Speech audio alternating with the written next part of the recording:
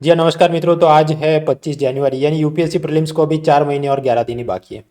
मुद्दा current affairs में जाने लायक चीज़ें क्या थी। इकोनॉमी के कुछ समाचार थे कि प्राइम मिनिस्टर मोदी ने कुछ बच्चों को ब्लॉकचेन टेक्नोलॉजी से सर्टिफिकेट दिए। फिर कंटिजेंसी फंड में कुछ रिफॉर्म किए गए, 40% का नया नियम क्या है। इसके अलावा शेयर बाजार गिरा है और एफपीआई निवेशक भाग रहे हैं, उसके कुछ समाचार। फिर इंटरनेशनल रिलेशन, यूक्रेन, म्यांमार वगैरह। So one by one we will see this. Starting with this first news कि प्रधानमंत्री राष्ट्रीय बाल पुरस्कार वो अलग अलग बच्चों को दिए जाते हैं। Innovation, bravery, science technology, art culture में उन्होंने कुछ नया योगदान किया। तो ये सर्टिफिकेट तो हर साल देते ही हैं 26 जनवरी से पहले। इस बार खास बात क्या है, डिजिटल सर्टिफिकेट दिए हैं और ब्लॉकचेन टेक्नोलॉजी की मदद से दिए हैं। तो मतलब वो ऐसा बच्चे के मोबाइल फ़ोन में उसको दिख जाए और वो उसे यूज़ कर सके। तो प्रश्न कि ये ब्लॉकचेन टेक्नोलॉजी क्या है। ब्लॉकचेन टेक्नोलॉजी ऐसा कि अभी आप जो भी फाइल्स सेव करते हैं कंप्यूटर में, वो कैसे करते हैं, कोई हार्ड डिस्क में, कोई सर्वर में। लेकिन उसमें अगर सेंट्रलाइज तरीके से डेटा स्टोर किया जाए तो चोरी हो जाए, हार्ड डिस्क आपकी कोई हैक कर ले, नेचुरल डिजास्टर में सर्वर रूम तबाह हो जाए, डर लगता है। उसके सामने ये ब्लॉकचेन टेक्नोलॉजी कैसी होती है कि बहुत सारे अलग अलग कंप्यूटर नोड्स में वो फाइल डिसेंट्रलाइज तरीके से स्टोर होती है। तो डिसेंट्रलाइज, विकेंद्रीकृत रूप से। तो एक आध जगह पर अगर कुछ डिलीट भी हो जाए कंप्यूटर में से, तो भी पूरे नेटवर्क में कहीं ना कहीं से वो आपको फाइल मिल जाए। आप उसे ऐसे विजुलाइज कर सकते हैं कि जैसे वो टॉरेंट फाइल होती है और अलग अलग सीडर्स की मदद से आप उसे रिट्रीव कर सकते हैं, भले एक आध सीडर बंद हो जाए, समथिंग लाइक दैट। हाँ, तो इसका उपयोग क्या है, ये ब्लॉकचेन टेक्नोलॉजी वैसे तो मेनली इसका इस्तेमाल होता है बिटकॉइन और दूसरी क्रिप्टो करेंसी के सब डेटाबेस मेंटेनेंस के लिए। कि सपोज 1 जनवरी 2009 को यूज़र एक्स ने अपने कंप्यूटर के सॉफ्टवेयर से ये बिटकॉइन माइनिंग किया था और उसके वॉलेट में बैलेंस हो गया मान लीजिए 51 बिटकॉइन। फिर 2 जनवरी को उसने उसमें से 0.5 बिटकॉइंस यूज़र वाई को ट्रांसफ़र किए थे। तो एक्स का बैलेंस कम होके कितना होगा, 51 माइनस 0.5, 49.5। ऐसा अलग अलग ट्रांजेक्शन डेटाबेस वो पूरे डिसेंट्रलाइज तरीके से करते रहता है। So that is the use of blockchain technology. आप उसको एक्सेल जैसा भी कुछ सोच सकते हैं कि उसमें अलग अलग आप डेटा स्टोर कर, मार्कशीट, अटेंडेंस, प्रॉफिट लॉस वगैरह। तो ऐसा ये बिटकॉइन वगैरह में यूज़ होने वाला ये ब्लॉकचेन टेक्नोलॉजी वो हम कहाँ कहाँ यूज़ कर सकते हैं, कोई भी टाइप का डेटाबेस स्टोर करने के लिए। इसकी खास बात क्या है, पुराना डेटा डिलीट ना हो सके, परमानेंट रहे। नया जो डेटा है वो डिसेंट्रलाइज तरीके से बिखरा हुआ हो, मल्टीपल स्टेक होल्डर उसको एक्सेस कर सके। जैसे कि ये विकीपीडिया पर आप कोई भी उसे देख सकते हैं आर्टिकल को। इसमें कोई मिडल मैन नहीं होता। तो मतलब जैसे मास्टर कार्ड, वीज़ा वगैरह पेमेंट गेटवेज वो हर एक ट्रांजैक्शन पर मर्चेंट डिस्काउंट रेट वगैरह जो फीस लेते हैं, ऐसी इधर कोई फीस नहीं होगी। कोई भी financial transaction, ownership record, vehicle, company वगैरह हो सकता है। और उसमें भी सब जो एडिटिंग हो उसकी भी पूरी चीज़ को रिट्रीव किया जा सके। जैसे वो विकीपीडिया में होता है कि कोई एक कुछ एडिट करे तो दूसरे लोग देख सके किसने क्या कब ऐड किया था, कब डिलीट किया था। तो उस हिसाब से reserve bank of India, income tax department वो सब नज़र रख सके। तो फाइनेंशियल ट्रांजैक्शन, व्हीकल ओनरशिप वगैरह हो तो कौन कितनी टैक्स चोरी कर रहा है हमको पता चले। So that is the blockchain technology. अब उसकी मदद से ये सब बच्चों को राष्ट्रीय बाल पुरस्कार दिए गए, therefore it is in news. दूसरा कुछ मुद्दा चल रहा है कि फॉरेन पोर्टफोलियो इन्वेस्टर भारत से भाग रहे हैं, शेयर बाजार गिर रहा है, यूएस फेड की मीटिंग होने वाली, ये मामला क्या है। वो बात ऐसी है कि कोरोना के बाद अमेरिका की आत्मनिर्भर, मतलब उसे आत्मनिर्भर तो नहीं कहते लेकिन इकोनॉमी को खड़ा करने के लिए जो उन्होंने खेल किया, तो उनकी सेंट्रल बैंक ने सीआरआर, रेपो रेट वो सब कम किया होगा। ओपन मार्केट ऑपरेशन में ऐसे खेल खेलते होंगे कि जिससे डॉलर सप्लाई बढ़ जाए। ये सब चीज़ें क्या है, मॉनेटरी पॉलिसी लेक्चर्स में हम पहले भी देख चुके हैं। मैं इधर कार्ड लगा देता हूँ तो आप वो देख लेना। इससे फ़ायदा क्या होगा, लोन सस्ते हो जाए, इकोनॉमी वापस खड़ी हो सके। क्योंकि मान लीजिए क्रेडिट कार्ड लोन 1% पे मिलते हो तो ये चाचा बहुत ज़्यादा शॉपिंग करें, डिमांड बढ़ जाए वगैरह। अब इससे भारत के ऊपर क्या असर हुई, मान लीजिए कोरोना में अमेरिका में सब लोन मिलते हो 1% ब्याज पे। तो वहाँ से बहुत सारे foreign portfolio investors, FPI, FPI का मतलब क्या, वो भारत की किसी कंपनी में अप टू 10% शेयर होल्डिंग खरीद ले। 10% से ज़्यादा खरीदे तो उसे हम क्या कहेंगे, फॉरेन डायरेक्ट इन्वेस्टमेंट, एफडीआई। तो अभी हम बात करें एफपीआई वालों की। हाँ, तो वो सब क्या करेंगे, उधर से 1% ब्याज पे लोन लेके आएंगे और फिर भारत में वो डॉलर को रुपये में कन्वर्ट करेंगे और भारत के शेयर बाजार में इन्वेस्ट करेंगे। अब ऐसा करते करते मान लीजिए ये अलग अलग शेयर के प्राइस वो चढ़ा रहे हैं और उससे 5% उनको हर महीने कमाई हो रही हो। तो अब प्रॉब्लम क्या आ रही है, 2022 में अमेरिका में महंगाई बहुत बढ़ रही है, तो उनकी रिजर्व बैंक अब क्या करेगी, उल्टा सीआरआर बढ़ा दो, रेपो रेट बढ़ा दो, ओपन मार्केट ऑपरेशन में ऐसा खेल करो कि डॉलर सप्लाई कम हो जाए, जिससे क्या होगा, डॉलर की सप्लाई कम होगी तो वो महंगा हो जाएगा, महंगा इन द सेंस उसके लोन इंटरेस्ट रेट महंगे हो जाएंगे। तो क्रेडिट कार्ड के लोन मान लीजिए पहले 1% पे मिलते हो, अभी 5% पे हो जाए, तो अब ये चाचा शॉपिंग कम करेंगे तो डिमांड कम हो जाएगी चीज़ों की, तो वहाँ पर जो इन्फ्लेशन महंगाई हुई होगी वो भी कम हो जाएगी, क्योंकि फिर दुकानदार ग्राहक को लुभाने के लिए भाव सस्ते करने लगे। तो ये सब हो रहा है, डॉलर सप्लाई कम कर देगी, लोन दर महंगी हो जाए ताकि जनता शॉपिंग कम करे और महंगाई काबू में आ जाए। तो प्रश्न ये है कि इससे भारत, ये जो पूरा खेल हो रहा है उसे कहा जाता है Fed tapering. Of course it is more complex than this, लेकिन हमको एमसीक्यू टिक करने के लिए बेसिक अंडरस्टैंडिंग होनी चाहिए, तो हमने ले ली। ये सब जो खेल हो रहा है वो है फेड टेपरिंग। पहली बार नहीं हो रहा है, एक बार पहले भी हुआ था। अब इससे भारत में क्या असर, ये जो सब फॉरेन इन्वेस्टर, मान लीजिए धीरे धीरे अब भारत के शेयर बाजार में उनको प्रॉफिट कम दिखे, कि पहले ये तो कोरोना बहुत फैल रहा था तो फार्मा कंपनी और आईटी कंपनी का बहुत प्रॉफिट होने वाला था, लेकिन ये कोरोना का ओमिक्रॉन इतना डेंजरस है नहीं कि इसमें फार्मा कंपनियों को और प्रॉफिट हो जाए, तो फर्दर ग्रोथ दिखता नहीं है यहाँ पर। तो ये सब इन्वेस्टर ये करेंगे कि अब उन्हें लगे कि ओके इंडिया के शेयर मार्केट में 4% ब्याज रिटर्न हमको मिलने वाला है, बॉन्ड में इन्वेस्ट करेंगे तो ब्याज मिलेगा, शेयर में इन्वेस्ट करेंगे तो डिविडेंड या सेल कर दिया तो प्रॉफिट मिले।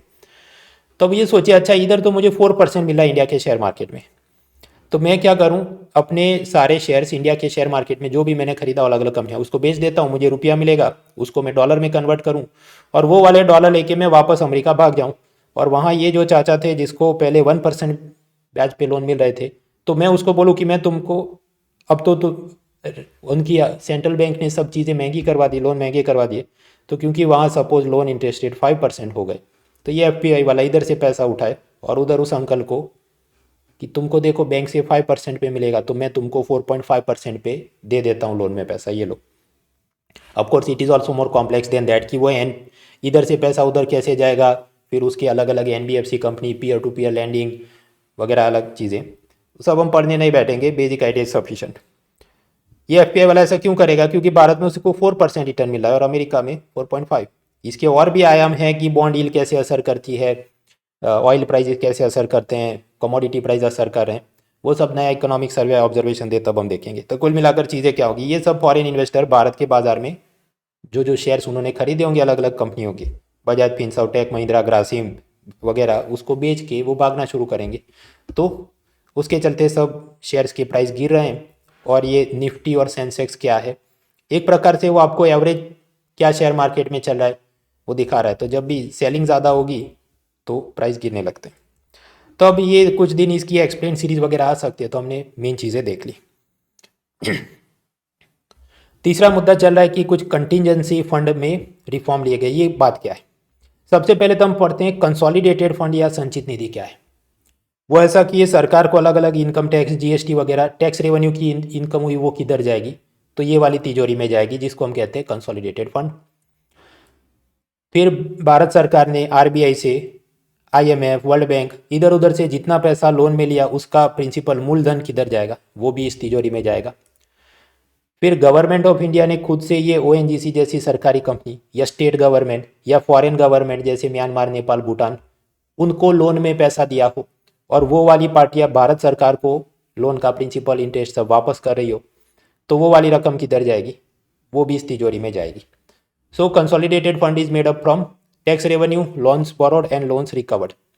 ये सारा पैसा गवर्नमेंट मौज आए तब खर्च कर सकती है क्या, नहीं, उन्होंने पार्लियामेंट से परमिशन लेनी पड़ेगी। परमिशन कैसे लेंगे, उसके लिए वो एप्रोप्रिएशन बिल, विनियोग विधेयक ऐसा कुछ रखेंगे, वो पास होगा तो कानून बनेगा, फिर पैसा खर्च कर सकते हैं।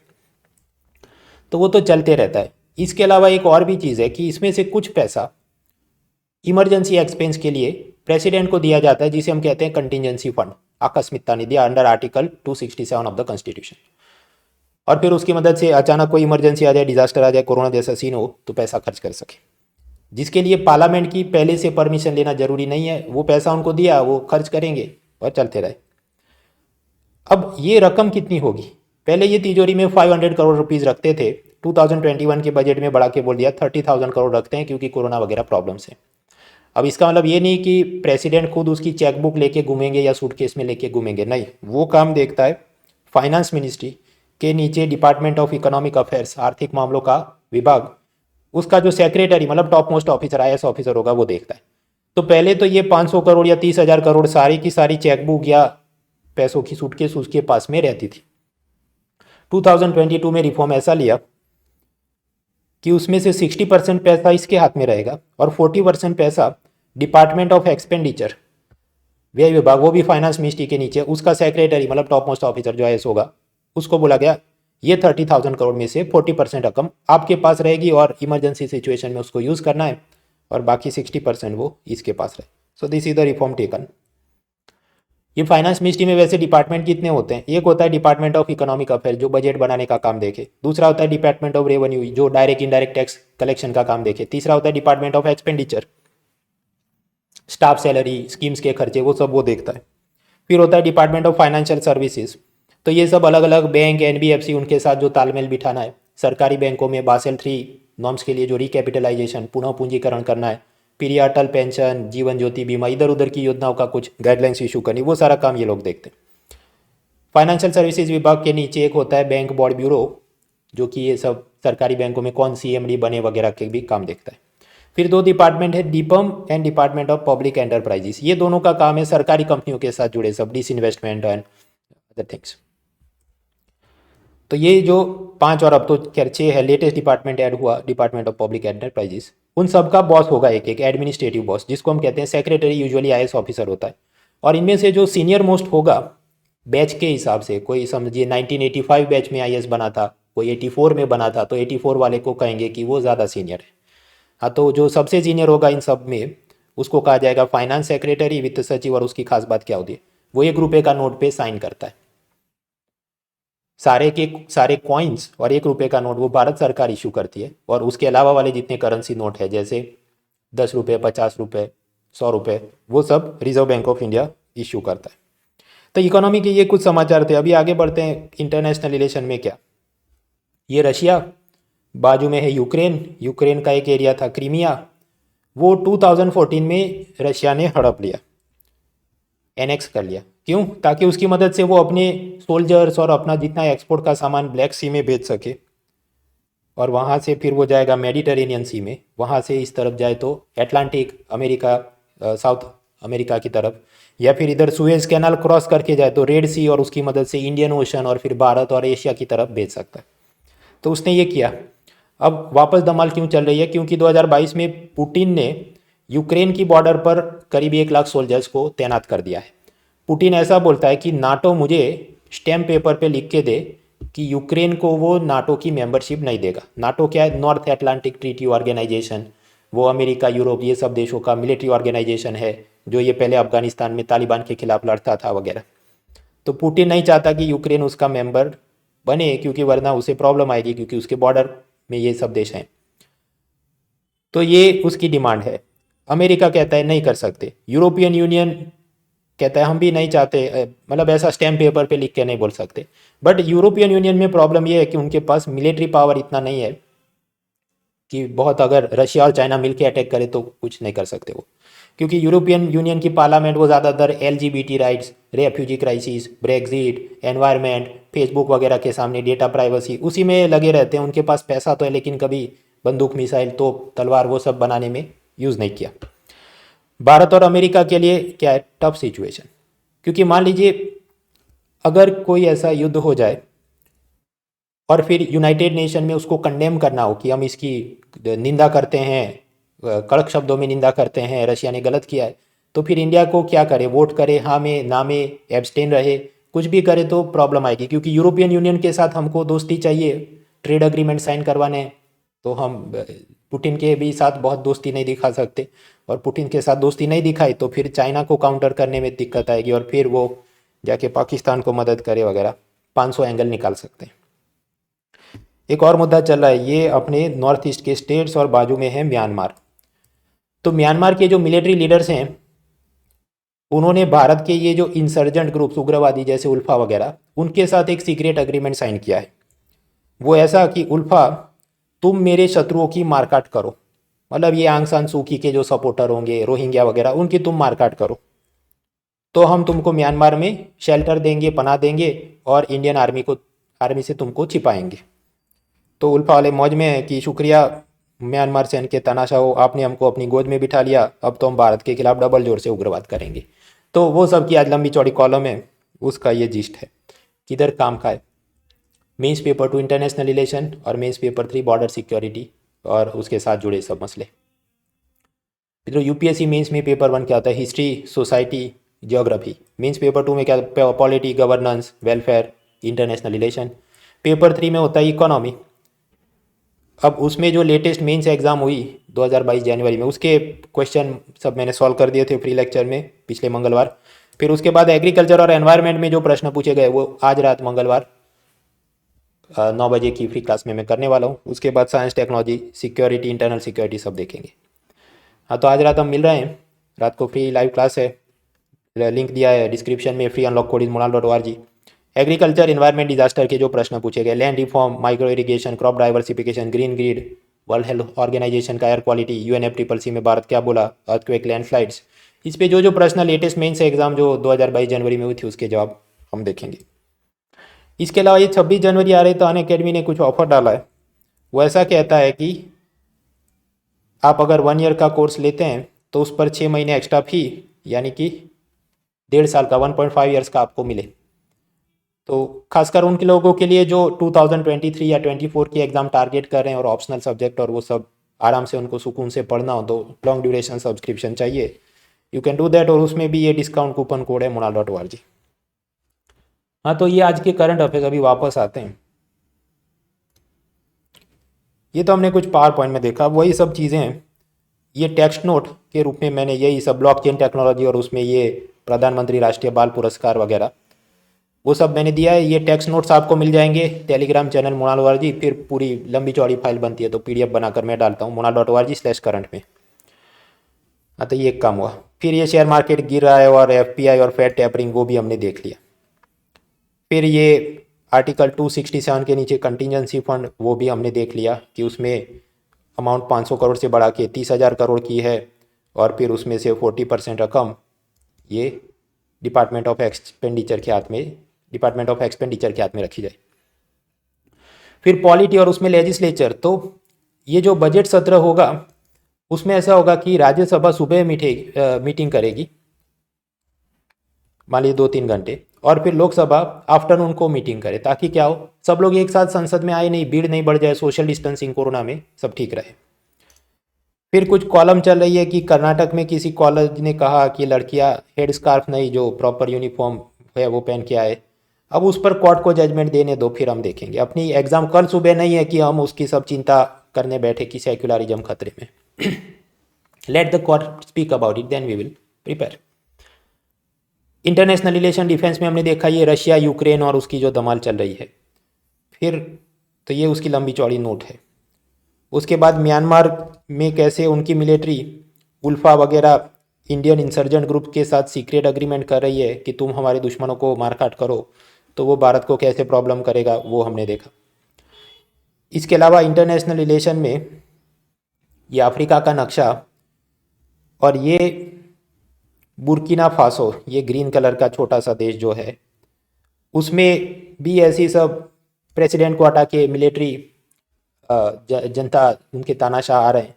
तो ये हमारे लिए कुछ काम का नहीं। हर छोटे देश में क्या हो रहा है भाई, उसकी धमाल ग्लोबल लेवल पे आने दो, ग्लोबल लेवल पे डिबेट हो तो हम देखेंगे। अगर आप प्रीवियस ईयर्स मेंस पेपर 2 देखें, international relation, comment on India's relation with Senegal, comment on India's relation with Burkina Faso and Guinea Bissau नहीं पूछा। वो सीधा बड़ा पूछते हैं कि अच्छा अफ्रीका में जो एनर्जी रिसोर्सेज हैं उससे इंडिया को क्या इंटरेस्ट है वगैरह। So you need to look at the entire continent rather than such small मस्ती। उसके अलावा पाकिस्तानी सुप्रीम कोर्ट में सबसे पहली महिला जज आयशा मलिक, तो भारत की सरकारी परीक्षाओं के लिए सबसे महत्वपूर्ण समाचार है और इसके अलावा और कुछ है ही नहीं दुनिया में, ऐसा मैं नहीं मानता। लेकिन फिर भी लिखा है ताकि ये अपना एक था टाइगर जेम्स बॉन्ड वाली जो डेमोग्राफी है, गलती से ये वीडियो देखने आ गए हो तो फिर उनको ऐसा नहीं हो कि हमको ठग दिया और हमको बताया नहीं। पर्सन न्यूज़ डेथ में वियतनाम का एक जैन बुद्धिस्ट मॉन्क था, ये भी कुछ खास मुझे तो लगता नहीं from India's point of view. Columns में एक तो थी बजट में हमको क्या उम्मीदें हैं, आने दो बजट अभी 2 दिन में, फिर देख लेंगे। सुप्रीम कोर्ट ने ये अंतरिक्ष देवास डील में क्या कहा और यूपीए सरकार कितनी भ्रष्ट थी, वो सब कुछ खास काम का नहीं एग्जाम पॉइंट ऑफ व्यू से। फिर एक चल रहा है कम्युनिटी लेवल ट्रांसमिशन। अब जानते हैं कोरोना किसी एक को हो जाए तो फिर फैलते रहता है। अब शुरू शुरू में ऐसा होता है कि कोई फॉरेन ट्रैवलर आया है भारत में और आप कॉन्टैक्ट ट्रेसिंग करें, सपोज कि ये 3 लोगों को कोरोना हो, तो तुम किससे मिले थे, पीछे जाओ, टैक्सी ड्राइवर को मिले थे, टैक्सी ड्राइवर को तुम किसको मिले थे, तो वो फॉरेन ट्रैवलर को मैं ड्रॉप करने गया था। तो ऐसा शुरू शुरू में मिल जाता है। लेकिन अब अगर हम कॉन्टैक्ट ट्रेसिंग शुरू करें कि जिसको ये कोरोना हुआ उसे पूछो तुम किसको मिले, तुम, तो it will turn out this is not some foreign traveller, this is an Indian person.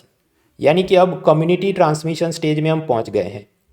यानी कि corona has become part and parcel of Indian community.